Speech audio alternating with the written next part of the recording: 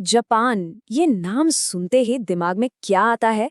एक एकदम सुरक्षित, मॉडर्न और सब कुछ कितना व्यवस्थित है ना? लेकिन हर चमकती चीज सोना नहीं होती। इसी चमकदार सतह के ठीक नीचे एक बहुत ही गहरा और कह सकते हैं परेशान करने वाला सच छिपा है। तो आज हम इसी छिपे हुए संकट की परतें खोलने वाले हैं। और देखिए, ये सिर्फ कहने की बात नहीं है। अगर ह्यूमन डेवलपमेंट इंडेक्स को देखें तो जापान दुनिया में 17वें नंबर पर है। मतलब एक हाईली डेवलप्ड देश, जहाँ का लिविंग स्टैंडर्ड बहुत ऊंचा माना जाता है। सब कुछ बिल्कुल परफेक्ट लगता है। लेकिन ये कहानी का सिर्फ एक हिस्सा है।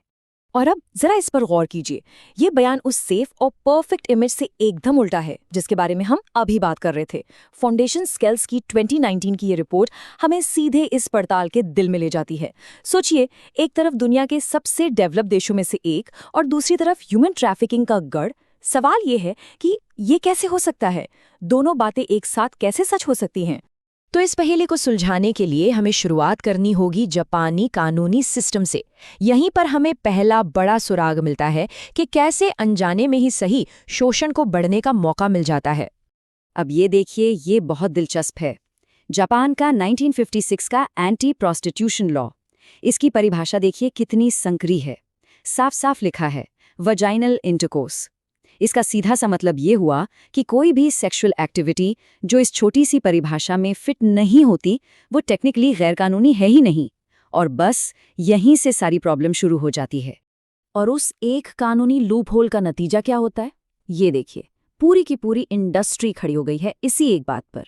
Nudist massage parlour, pink salon जहां सिर्फ ओरल सेक्स होता है, सो प्लान्स जो कि बाथ हाउसेस होते हैं, image club fantasy role play के लिए।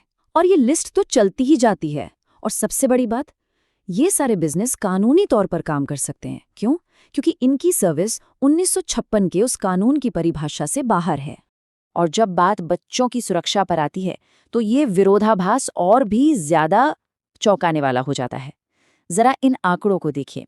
2017 में चाइल्ड प्रोस्टिट्यूशन के लगभग 1000 मामलों की जांच हुई। 1000। और उनमें से ऑफिशियली सिर्फ 6 बच्चों को सेक्स ट्रैफिकिंग का विक्टिम माना गया। वजह? सोर्स बताते हैं कि ट्रैफिकिंग की परिभाषा को लेकर ही कंफ्यूजन है। मतलब बहुत सारे केस तो ट्रैफिकिंग के तौर पर रजिस्टर ही नहीं होते। तो चलिए, अब थोड़ा और गहरा उतरते हैं। कानून तो एक बात हो गई, अब हमें उन कल्चरल और सोशल नॉर्म्स को भी समझना होगा जो इस प्रॉब्लम को और बड़ा बना देते हैं। ये एक बहुत ही पावरफुल स्टेटमेंट है। यूनाइटेड नेशंस के एक स्पेशल रिपोर्टर ने जापान में एक तरह की सोशल और इंस्टीट्यूशनल टॉलरेंस की बात कही है। मतलब सामाजिक और संस्थागत सहनशीलता बच्चों के खिलाफ सेक्सुअल अपराधों को लेकर। वो जापान की इन्फेंटिलाइज्ड सेक्स कल्चर, मंगा का असर और लॉलीकॉन जैसी चीज़ों की तरफ इशारा कर रहे हैं। लॉलीकॉन मतलब छोटी लड़कियों जैसी दिखने वाली महिलाओं के प्रति आकर्षण। ये सब मिलकर एक ऐसा माहौल बना देता है जो शोषण के लिए ज़मीन तैयार करता है। और इसका एक जीता जागता उदाहरण है जेके बिजनेस। जेके यानी जोशी कोसई, मतलब हाई स्कूल गर्ल। इसमें होता ये है कि पुरुष हाई स्कूल की लड़कियों को साथ में वॉक पर जाने या हल्की फुल्की मसाज के लिए पैसे देते हैं। सुनने में शायद ही उतना खतरनाक न लगे, है ना?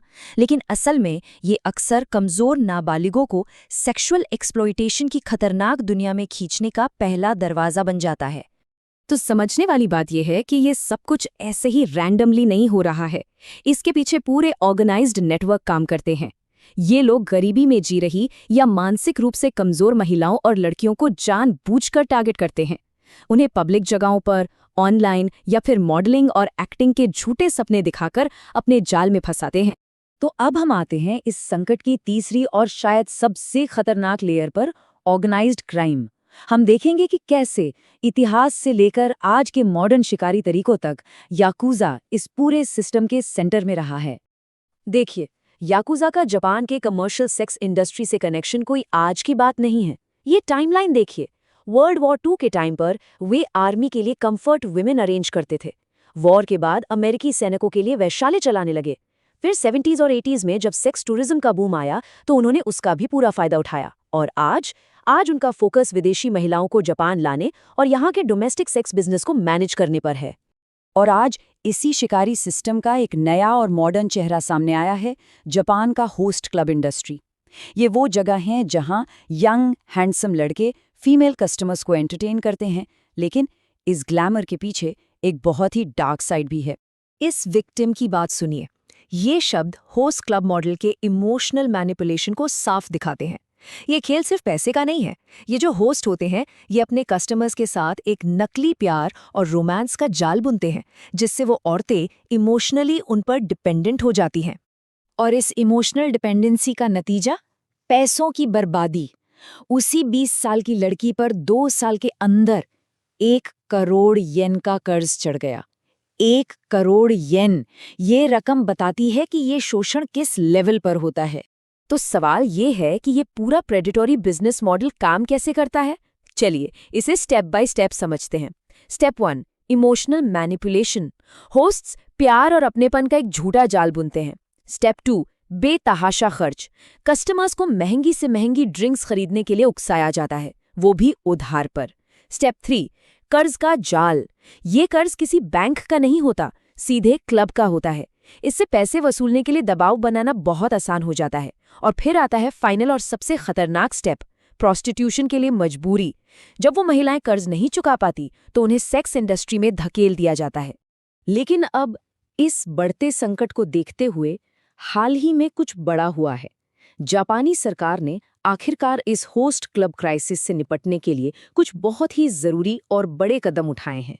इन आंकड़ों पर एक नजर डालिए। सिर्फ नवंबर और दिसंबर 2023 के बीच पूरे देश में 700 से ज्यादा होस्ट क्लब्स पर छापे मारे गए। इनमें से बहुतों में गंभीर गड़बड़ियां मिली और 200 से ज्यादा पेनल्टी लगाई गई। ये दिखाता है कि प्रॉब्लम कितनी बड़ी थी और सरकार का एक्शन भी कितना बड़ा था। पर बात सिर्फ रेड्स तक ही नहीं रुकी। सरकार ने कानून में भी बड़े बदलाव किए हैं। जैसे अब क्लब्स पर भारी भरकम जुर्माना लगेगा, इमोशनल प्रेशर बनाने वाली टैक्टिक्स पर बैन लगा दिया गया है और महिलाओं को सेक्स इंडस्ट्री में भेजने वाले स्काउट बैक अरेंजमेंट्स को क्रिमिनल ऑफेंस बना दिया है। मतलब ये सुधार सीधे उन लूप होल्स को बंद करने की कोशिश है जिनका अब तक फायदा उठाया जा रहा था। लेकिन जैसा कि होता है, कहानी का एक दूसरा पहलू भी है। इंडस्ट्री के अंदर से कुछ अलग आवाजें भी उठ रही हैं। नारुमी जैसे कुछ होस्ट्स का मानना है कि इस पूरे एक्शन ने सभी क्लबों का नाम खराब कर दिया है। उनका कहना है कि ज्यादातर कस्टमर्स कर्ज की प्रॉब्लम में नहीं फंसते और ये सारी मीडिया कवरेज पूरी इंडस्ट्री को नुकसान पहुंचा रही है। और यहीं पे एक जरूरी बात ध्यान में रखने वाली है। ये सरकारी एक्शन एक बहुत बड़ा कदम है, नो डाउट, लेकिन ये पूरी कहानी नहीं है। सोर्स हमें बताते हैं कि सिस्टम में जो बड़ी कानूनी दिक्कतें हैं वो अब भी मौजूद हैं। जैसे ट्रैफिकिंग जैसे सीरियस क्राइम के लिए सजा आज भी अक्सर सिर्फ जुर्माना होती है, जेल नहीं। और पूरा कानूनी ढांचा अभी भी बिखरा हुआ और पुराना है। तो आखिर में हम इस एक बड़े सवाल पर आकर रुक जाते हैं। क्या ये नया कानूनी एक्शन सच में उस संकट को जड़ से उखाड़ सकता है जिसकी नींव दशकों पुराने कानूनी लूप होल्स, एक तरह की कल्चरल टॉलरेंस और बहुत गहरे तक बैठे क्रिमिनल नेटवर्क पर टिकी है? ये एक ऐसा सवाल है जिसका जवाब शायद हमें आने वाले वक्त में ही मिलेगा।